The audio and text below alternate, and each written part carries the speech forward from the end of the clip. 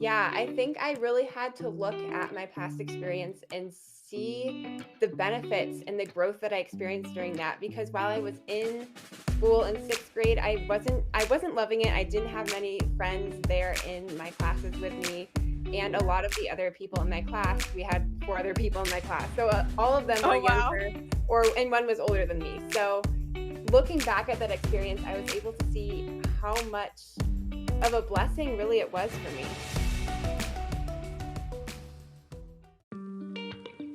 Hey, friend. My name is Shira Rodriguez, and I am a Jesus follower, a writer, entrepreneur, and lover of all things boho and books.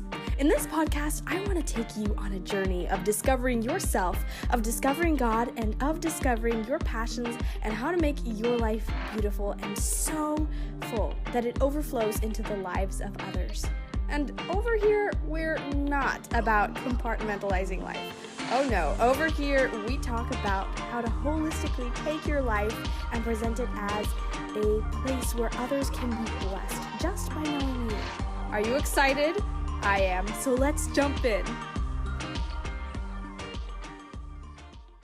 Hello, lovely listeners, and welcome to this first episode of the Live, Give, Repeat podcast. I am so thrilled to have you here. My name is Shira Rodriguez, and I'm the girl behind this podcast. Just a couple of facts about me. I'm a Jesus follower, which means that not only my faith, but my whole identity, my whole life revolves around Jesus. He's the one that gives me meaning and purpose. And I think it's so crazy to realize that the God who created everything, from the smallest atom to the constantly expanding universe, is the one I get to call my father, friend, and comforter. I'm also a writer, which any other writers here? I love words, and I believe that they drive life in so many ways. I believe words have tremendous power, and I truly believe that they carry life and death. I'm currently working on a historical speculative novel set in St. Augustine, and though I can't share a ton about it just now, I will probably be dropping hints about it every so often. I want to invite you, just like if you were stopping at my home, to sit down, curl up on the couch, and make yourself right at home. I truly hope this podcast can be a place for you to be encouraged, for you to grow, for you to learn, and hopefully also connect to other people just like you who want to live beautifully, give of their lives beautifully, and recreate repeatable habits that create a beautiful lifestyle. And now I am so incredibly excited, thrilled to introduce you to today's guest. Her name is Anna, and she is a TEDx speaker, a teen entrepreneur, and the founder of Soaring Together. She believes everyone has an important story to share, and creative writing is the tool to uncover your voice and stand out. After moving to a new state and going to a school that discouraged creativity, she opened her shop, Anna Made Design Co. on Etsy, and started Soaring Together, a community with resources to help other teens reach their business goals. And now, several months ago, she got the opportunity to participate in a TEDx youth event where she shared 3 ways to breathe life into your writing and spoke about how challenges she faced in her very uncreative English class helped shape her view on how writing can be made exciting and accessible in a classroom setting. I enjoyed our conversation so much, and I can't wait for you guys to hear her for yourself because she is about to share some gold nuggets she learned from her experience on TEDx and how you can harness these same things she learned in your everyday life. So without further ado, here's my chat with Anna. All right, we're on. Yay! I'm so excited, Anna. I am so thrilled to have you on the podcast, on the Live, Give, Repeat podcast. Welcome. Yeah, thank you so much for having me. I'm excited to be here. Oh my goodness. So it's so crazy. You have done what most people at like twice your age have on their bucket lists. I mean, you've started a business, you have been able to get on TEDTalk, and like, how did all this start? I think that my business really started in 5th grade when I was in California and I wanted some sort of creative outlet. But the whole TED Talk kind of thing started in 4th grade a year earlier when we were doing this expeditionary learning activity for called the biography project. So we would go Yeah. to Sunrise Senior Living, me and two other kids would interview this person named Louise, and we actually wrote her biography as a writing project in 4th grade. So through that, I really discovered how much I loved writing and editing and storytelling. And that kind of set the basis for the TED Talk that I did my freshman year of high school. That is amazing. Oh, wow. Yeah, and it's incredible how, just recording somebody else's story can really show you how, your life and your story can really impact people. And just like listening to her and being able to picture the things that Louise went through in her life, like in my head, and doing part of the project was doing illustrations for the book and drawing things. It was just so cool to be able to have those memories from her and listen to her story and kind of think of it as if it were my own. Do you know what I mean? Absolutely. That is amazing. Wow. Wow, we are getting the inside scoop here. I have never heard, and I have been following you for a while, but I had never heard about that story. That is incredible. Yeah, it was one of my favorite things I've ever done because we just had such a personal look inside to her life and her story, and she actually grew up in Germany during World War II. So Wow. just hearing all of the history from her perspective was crazy. That's insane. And the cool thing is that when you hear people's stories, it really impacts the way that you see your own story and the way that you live your life. And I think that's really the powerful part of, when you share your story and even in your TED Talk, just sharing your experience, it probably changed the way somebody else saw their own experience, for sure. Yeah. I love that. And I'm kind of curious. What was like the most challenging aspect of this progress of this process, and how did you see like growth in that? When I was first starting going to the first training to put together and write this TED Talk, I had so many ideas and so many different like ways I could come out of Yeah. the process of kind of writing about creative writing because I could look at it from like the business side of how it had helped me in my business or from the side of like I used to not have a super creative school and then I found a way to make it more creative and talk to my teachers and learn more about what it means to be a really great writer and a really great Right. storyteller. So I think the hardest part in the beginning was finding a creative constraint, like a sort of thesis for what do I want this talk to Totally. really be about. I love that. And how did that help you grow? And because I mean, when you have to pick so many stories, I know for one, it would probably pulled out a whole bunch of story ideas that you didn't even know were there. Yeah, I think I really had to look at my past experience and see the benefits and the growth that I experienced during that because while I was in school in 6th grade, I wasn't loving it. I didn't have many friends there in my classes with me, and a Yeah. lot of the other people in my class, we had 4 other people in my class. So, all of them were Oh wow. younger and one was older than me. So, looking back at that experience, I was able to see how much of a blessing really it was for me. Totally. That is incredible. Girl, that is gold. Oh, wow. And what out of all those story ideas, what inspired you to use this story in particular? So when I first told my parents I was going to do a TED Talk, I was super excited. I And my bet. dad actually mentioned this TED Talk that he had watched, and it was called The Secret Structure to Great Talks by Nancy Duarte. And her kind of main thing about her talk was that the best speeches are made up of this kind of what it is and then what it could be. And they'll keep telling you, here's how this is now. Here's the problem that we're facing, but here's what it could be like. And here's where we are now. Mm, And here's where we could be. And this is kind of my vision for the future. So when I realized that creative writing, the main roadblock where we are right now could be summarized by the story of where I was in 6th grade and the teacher and kind of the philosophy around writing that we had there, yeah. that is really the story that I landed on. That is so cool. I have to look that up. That is Yeah. so cool. It's a fabulous, fabulous YouTube video. That's wonderful. Oh, wow. And, and with all these stories, when you hear so many of these like TED Talks and these amazing stories, like the ones that you got to hear from Louise and about surviving World War II and all this, did you ever have like feelings of, like my story isn't good enough, or fears about, how people would respond or what they're gonna say? Yeah, it was definitely it took a while to get to that story. So first I was talking about like when my mom asked me to write this letter of recommendation to a friend for getting into high school. And there were all of these like different types of stories that didn't feel quite right. And that was Yeah. definitely a little bit discouraging because when I applied for this TED Talk, super exciting, then the actual writing and practicing part was really, really hard for the first couple of months. Oh, wow. And Wow, months. yeah, definitely, because the first and second trainings, I felt like I was the worst person in the room. No I way. couldn't get my TED Talk to come out the way I wanted it to sound in my head, and it was so hard.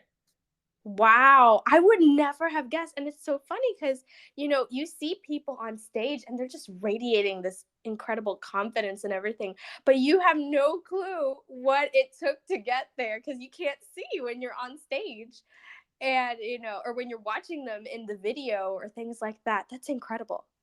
Yeah, another thing that was really kind of scary for me in the beginning was I didn't want my English teacher at the time to feel like it was a personal TED Talk about him because that's not at all what it was about. Yeah, of And course. once that TED Talk was out, I was able to talk to other people who did the TED Talk. It's a cohort, so we had like 17 or 18 people, and they said that they shared my talk with their English teacher and they found it helpful. Or like I went on another podcast with another English teacher and she said that she found it helpful. So just knowing that this is not, while the story is very personal to me, it's Right. not personal to these other people. And the TED Talk is not an attack on them or anything like that in any sort of way. Of course. Yeah, no, you did an amazing job at like, you know, um bringing out, that situation that, that you weren't exactly happy with, and it wasn't necessarily the most positive memory you have, but you Mhm. turned it into something that really helped people and that helped other English teachers not make that mistake. Yeah, and I think it wasn't even as much of a mistake as just like part of my own story. And this is how I've become a better writer is I through love that. going through all of these different teachers with different ideas about writing and what it should be and how they should teach it. So I'm really so thankful for each different teacher and each different experience that I've had. I love that. Yeah, and I'm curious, did owning your story and, embracing what you all this sort of thing, and embracing every obstacle and opportunity and good and bad thing that happened in your life, and embracing that story, how did it help you embrace your uniqueness? I think it helped me see that every experience is really going to turn out to something that would be positive. So each even if I'm making a mistake or if I said something that I regret, it's something that I'm going to learn and that other people could also learn from in the case of the TED Talk, but more personally just that I can be thankful and realize all of these different stories in my life as blessings. That is amazing. Oh my goodness, that's so good. Oh, wow, and I'm curious, like, how did others actually respond? Like, what did people say, when they saw your story? I'd love to hear actually what the English teachers, did, like, to change, and what your other fellow, cohorts did. Yeah, so I think my friends at school were all super supportive and really nice. We didn't really talk about it a ton because, I mean, even with my business, that's not the sort of thing that I talk about with my school friends. But Right. I think that my English teacher, I'm not really sure if he ever watched it, but he did. He was super gracious about the whole thing. He did end up finding out about it and just, yeah, he handled it really well. We never really talked about it one on one, but yeah, he was really gracious about it. Oh, that's lovely. Oh, wow. What did your fellow cohorts think about it? I think that when we were all going in and out of the green room, we were all just hyping each other up and I really love that. excited. When I talked to one of the other girls, A couple weeks ago, actually, when we were planning this next TEDx event, she said, like, yeah, your first couple practices, because in this specific TEDx event, there were 3 practices that we did. She said, in the first 2, I was a little worried about you. Like, that was not coming out super great. But then you had like this huge improvement to your third talk and your third training, basically, where in the training you practice your talk in front of everyone. And then from that to the actual event where you went on stage was the most improvement. Oh, wow. That's crazy. And, when we're talking, so to you guys who are listening, we can hear so many stories about people who do incredible things, and we think, oh my goodness, that's so cool. But, when somebody approaches us where they're like, oh, you could do this too, or you can do something else, we kind of tend to approach it like we're not special enough or unique. Anna, do you think your story has to be particularly special or unique so that it actually gets to people and impacts people and change? Not at all. My friend Gabby and I have this thing where every day when we're in Bible class or biology class, we'll talk to each other and Gabby will be like, "So Anna, how was your weekend? How was your last night? What did you do this morning?" And I'll tell her like a little story like, "I was trying to eat this kiwi and then half the kiwi went out and went into the sink and I was really disappointed." And then I'll ask Gabby and I'll be like, "How was your weekend or break or whatever?" And she'll tell me these little stories and then we talk about them. And it's not that the story has to be big. They're usually really small, but I do learn so much from talking to her and just hearing all of these different things that are happening in her life. Wow, I love that. I actually love that idea of, sharing stories, but as a way, like daily sharing stories as a way to not only communicate and share experiences, because honestly, storytelling is such a bond. I know that, when I read books with my dad, which there's like books, for example, like we're reading Sherlock Holmes right now, and just the fact that we're listening to it together in the car sometimes, there's like this bonding that you get from listening to these characters or listening to these stories, or or even from a talk, you listen to this story and it really bonds you. But not only that, it's a teaching experience, because I think we as humans are totally wired to learn through stories. And when we learn that way, things stick in a way that they can't when you learn them as facts. Yeah, um and even just talking about like books that I love with friends, yes. it's such a good deep conversation starter, I think. Absolutely. And you get to dig into even like base like these questions of like, hey, what do you think about this? If it was you, would you change this? Why would you change it? Or what did you like about something, and what about an experience, and how would you have faced this thing differently or similarly, or how do you admire this person for doing such and such a thing? It's incredible. And that's what I really love. And I love that idea that you use stories all the time. Yeah, and I think school and friendships and all of these types of things are all about asking the best questions. And how can you ask a question that will really help you see something in a new perspective? So, like, it could be as simple as you don't understand a concept in school. And this just happened to be the other day. And I had to ask my teacher, and I had to ask him like 3 times because I needed to get a question that actually was like telling him, this is the problem that I'm facing. Can you please explain this concept to me? Or the same thing, like Right. asking my friend about her stories and what she thought and how she experienced, or any of these types of things where you can hear someone's experience, but then it's really about going deeper and asking them those questions. Yes. And I think when we are willing to listen to people's stories, we understand things not just with our head, but with our heart, honestly. Yeah, absolutely. Are you loving this interview with Anna? Well, then I've got some amazing news for you. Anna just started a podcast called Soaring Stories, where she'll interview inspiring and innovative entrepreneurs and learn the keys to their success. I don't know about you, but I will definitely be tuning in. You don't want to miss this. So definitely head over at the end of this episode and check it out. Hey, listener, are you enjoying this episode? I hope so. If you are, would you consider reviewing our podcast? This allows other lovely listeners just like you to find this podcast. So if you've been blessed in any way by listening to the Live, Give, Repeat podcast, I would appreciate your giving us a review so much. You can do this on Spotify or whatever podcast service you like to use the most. Thank you so much for listening, and with this, we'll go back to our episode. Yeah. So like I bet, for example, listening to Louisa's stories from, World War II, it made the experience of even learning about World War II totally different. Mhm. And it's because I feel like history definitely can be told from one perspective or looking at. Yes.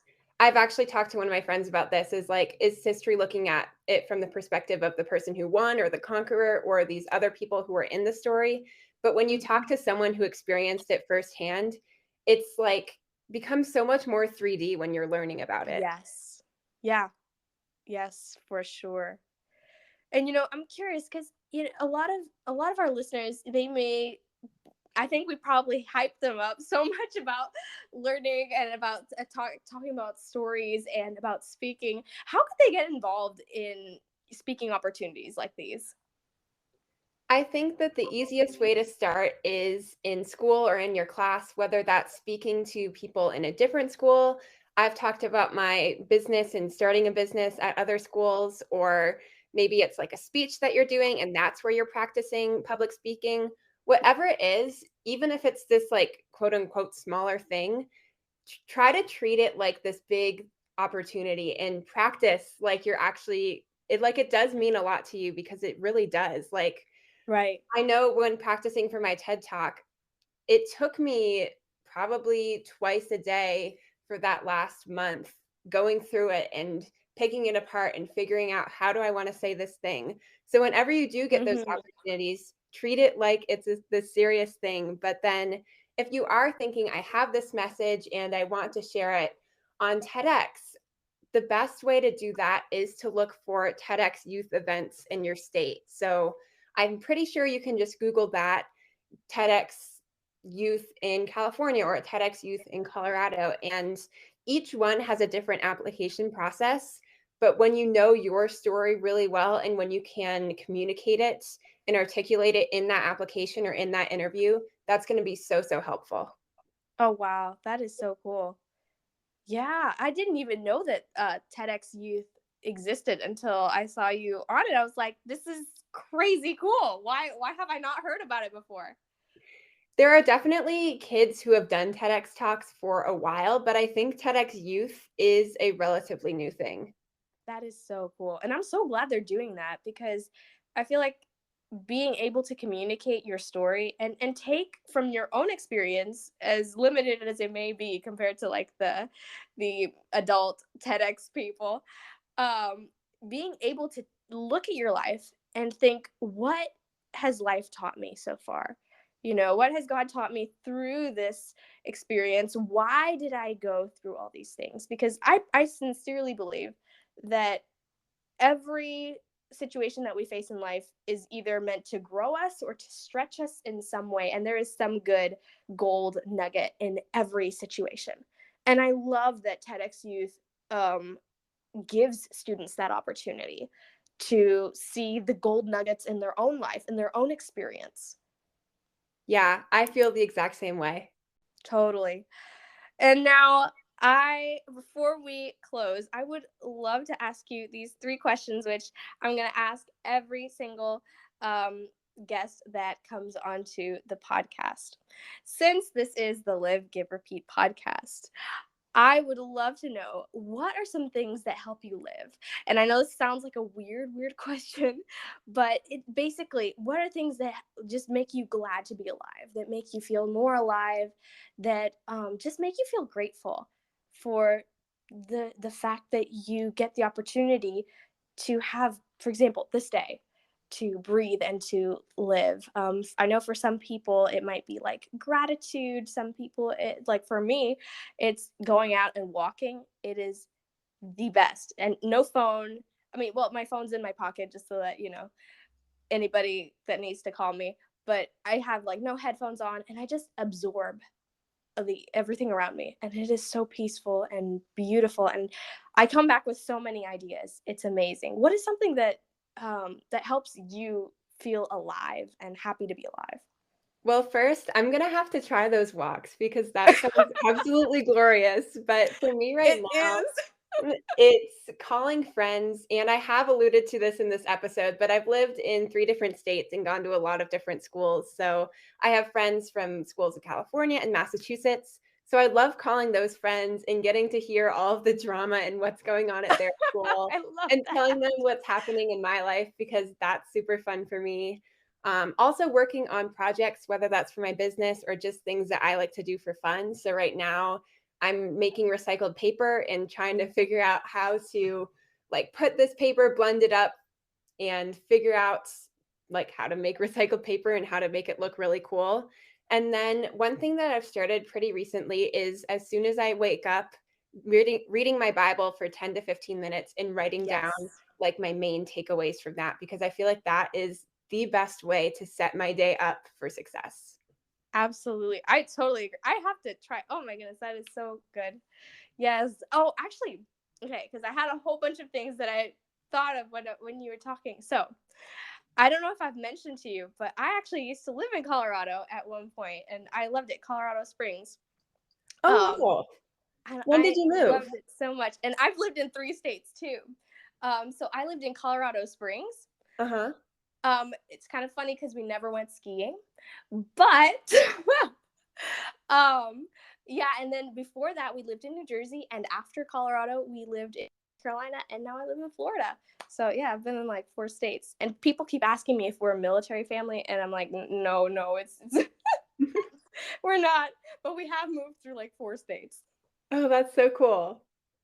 So yeah, oh my goodness, yes. And my sister also she was crazy about recycled paper at one point. She was watching a whole bunch of YouTube videos about recycled paper, and it is pretty darn cool. For those of you who have not looked up recycled paper videos, please do because it's I really admire the dedication of people who do recycled paper, but it is super cool, and the paper that comes out, it is just so nice and rough, and it just gives you the best feeling even through a screen.